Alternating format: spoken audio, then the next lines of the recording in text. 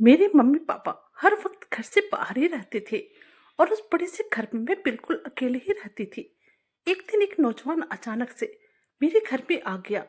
उस वक्त मैं घर पर बिल्कुल ही अकेली थी। अचानक से अपने सामने उस लंबे चौड़े नौजवान को देखकर मैं काफी डर गई। मैं उसे कुछ कहती इससे पहले उसने मेरे मुंह पर हाथ रखकर मुझे जोर से अपने बाजू में भर लिया। मैं छुटने के लिए बहुत ही मशक्कत कर रही थी, लेकिन उसने मुझे कसकर पकड़ा हुआ था और वह अपना मुंह मेरे कानों के पास लाकर मुझे ऐसा कुछ बोला जिसे सुनने के बाद मेरे होश उड़ गए। मेरी आंखों में आंसू आ गए। समझ में नहीं आ रहा था अब मैं क्या करूं, क्योंकि वह तो मुझे। मेरा नाम पूजा है और मैं मम्मी पापा की इकलौती संतान हूँ। मेरे पापा रेलवे में काम करते हैं और मेरी माँ बैंक में जॉब करती है। पापा और मम्मी दोनों ही दिन भर अपने काम में व्यस्त रहते थे और अगर कभी घर पर रहते भी थे तो दोनों न जाने क्या बातें करते रहते थे कि मुझे कुछ भी समझ में नहीं आता था। एक बार भी मेरे मम्मी पापा मुझसे नहीं पूछते थे कि मैंने आज कॉलेज में क्या पढ़ाई की, आज का दिन मेरा कैसा रहा, वगैरह वगैरह। मेरे मम्मी पापा हर वक्त पैसों के पीछे ही भागते थे। मेरे लिए तो उनके पास एक जरा भी समय नहीं था। मैं सारा दिन घर पर अकेले ही रहती थी। जिस दिन मेरा कॉलेज रहता था मैं कॉलेज जाती और नहीं तो घर पर ही रहकर पढ़ाई करते रहती थी। मैं हमेशा सोचती थी इतने बड़े घर में अगर कभी मेरे साथ कोई घटना घट गई तो किसी को पता भी नहीं चलेगा। मम्मी ने एक काम वाली बाई को रख दिया था। वह टाइम से आकर खाना बना देती थी और बाकी घर का सारा काम कर देती थी और फिर वापस चली जाती थी। मेरे पड़ोस में एक 22 साल का नौजवान लड़का रहने के लिए आया था। देखने में तो वो काफी हैंडसम था। उसका कद काठी एकदम लंबा चौड़ा था। मैंने उस पर कभी ध्यान नहीं दिया था, लेकिन कभी कभी पढ़ाई करते वक्त मेरा ध्यान उस पर चला ही जाता था, क्योंकि मेरे कमरे की खिड़की और उस नौजवान का बालकोनी एक दूसरे के आमने सामने था। मैं जिस दिन कॉलेज नहीं जाती थी उस दिन मैं दिन भर अपनी पढ़ाई में ही लगी रहती थी और मैं देखती थी कि जब भी मैं पढ़ाई करती थी वह मुझे घूर घूर कर देखने लगता था। उसकी नजर थी कि मुझ पर से हटती ही नहीं थी। शुरू शुरू में तो मुझे लगा कि वो मुझ पर नजर रख रहा है और मेरा पीछा कर रहा है, क्योंकि कहीं पर भी मैं जाती वह मेरे पीछे लगा रहता था। वह मेरे साथ तो नहीं बल्कि मेरे से दूरी बनाकर हमेशा चला करता था। मुझे समझ में नहीं आ रहा था आखिर ये लड़का मुझसे चाहता क्या है। मैंने अपनी सहेली मालती को यह बात बताई तो मेरी सहेली मेरी बात सुनकर हंसने लगी और कहने लगे, अरे यार यह लड़का तो बहुत ही हैंडसम है और मुझे तो लगता है कि वह तुझे पसंद करता है, तभी तो तुझे अपने बालकोनी से देखता रहता है और जब तू कहीं बाहर जाती है तब वह तेरा पीछा करता है।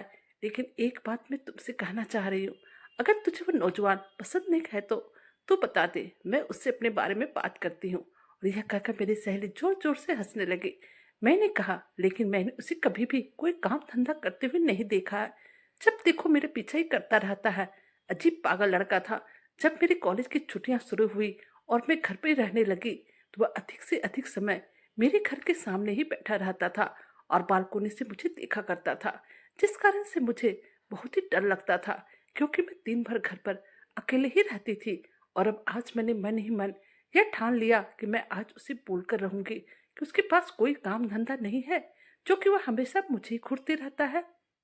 आज मैं हिम्मत करके उसके पास गई और उससे कहा, तुम मुझे हमेशा क्यों घूरते रहते हो, तुम्हें क्या कोई काम धंधा नहीं है। उसने कहा, मैं तो अपने घर के सामने बैठा रहता हूँ, मैंने तो कभी तुम पर ध्यान ही नहीं दिया। मेरा घर है तो मैं कहीं पर भी बैठ सकता हूँ, इसमें तुम्हें ऐतराज नहीं होना चाहिए। उसकी बात सुनकर मुझे बहुत ही गुस्सा आ गया और मैं कुछ ना बोलकर सीधा घर के अंदर चली आई।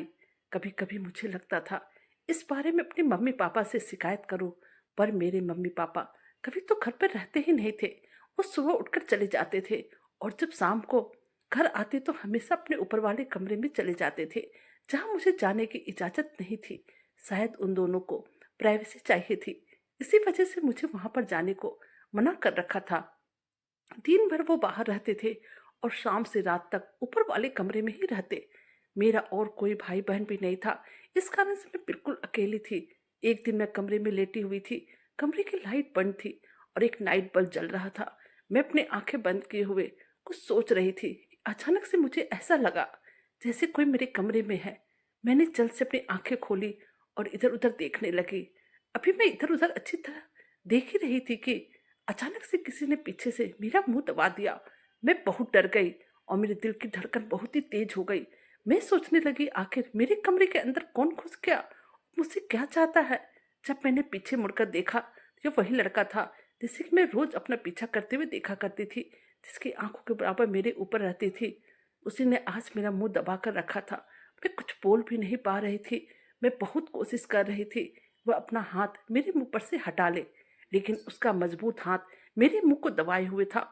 मैं ना तो चीख पा रही थी और ना ही चिल्ला पा रही थी। अभी मैं उससे अलग होने की कोशिश कर ही रही थी कि उसने अपना मुंह मेरे कान के सामने लाकर धीरे से कहा, घबराओ मत, मैं तुम्हें कुछ भी नहीं करूंगा और चुपचाप से मेरी बात सुनो।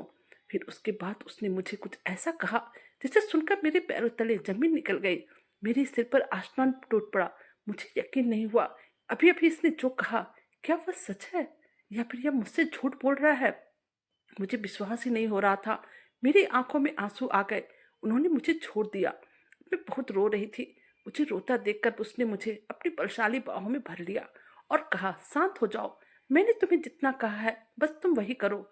उसने कुछ देर मुझे अपनी बाहों में भरकर रखा और अब मुझे यह प्यार पर आया नौजवान जिससे कि मैं कल तक डरी रहती थी, अब वह मुझे अपना सा लगने लगा था। मेरे माता पिता से कभी भी मुझे वह सुकून नहीं मिला था जो उस अनजान आदमी की बाहों में मुझे मिल रहा था। वह वहां से जाने लगा तो मैंने कहा, तुम यहीं रुक जाओ और अब से तुम जब चाहो मेरे कमरे में आ सकते हो। बस तुमने अभी मुझे जो राज बताई है मुझे उससे तुम दूर रखो, क्योंकि मुझे इन सब चीजों से कोई मतलब नहीं है और मैं अब कुछ जानना भी नहीं चाहती हूँ। तुम्हें जो सही लगे वह तुम करो। वह मेरी तरफ देखकर मुस्कुराया और वहीं रुक गया।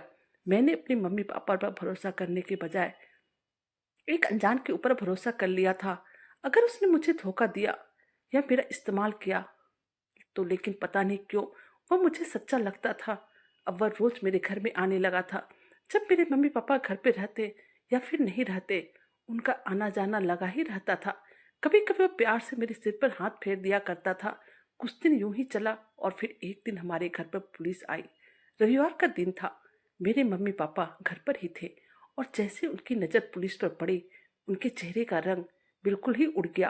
पुलिस ने कहा, आप गुनहगार हैं और आप लोग जो गैर कानूनी ड्रग्स का बिजनेस चलाते हैं उसके सारे सबूत हमें मिल चुके हैं। मेरे मम्मी पापा कुछ भी ना बोल पाए और फिर पुलिस उनको गिरफ्तार करके अपने साथ ले गई। घर पर छापा मारा गया तो हमारे घर से ढेर सारे कुकिंग पाउडर ड्रग्स बरामद हुआ। वह अनजान लड़का नारकोटिक्स विभाग से था। जब वह पहली बार मेरे घर पर आया था तब उसने मेरे मम्मी पापा के राज मुझे बताए थे।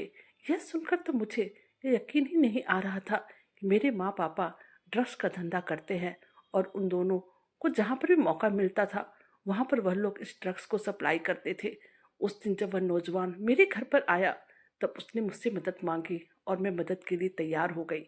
मैंने मम्मी पापा का साथ न देकर सच्चाई का साथ देने का फैसला किया, क्योंकि बहुत सारे लोगों की जिंदगी मेरे मम्मी पापा बर्बाद कर रहे थे। उस नौजवान ने अपना नाम नीलेश राठौर बताया। मेरी मदद से उसने मेरे मम्मी पापा के खिलाफ सबूत इकट्ठा कर लिया था। आज मेरे मम्मी पापा मेरे साथ नहीं हैं, बल्कि जेल में हैं। उन्हें सजा हुई है। मैं मानती हूँ इस दुनिया में माता पिता से बढ़कर कोई भी नहीं है, लेकिन इसका मतलब यह नहीं कि एक ऐसी क्राइम जिसमें कि लाखों जिंदगियां बर्बाद हो रही थी, मैं उसमें उनका साथ देती।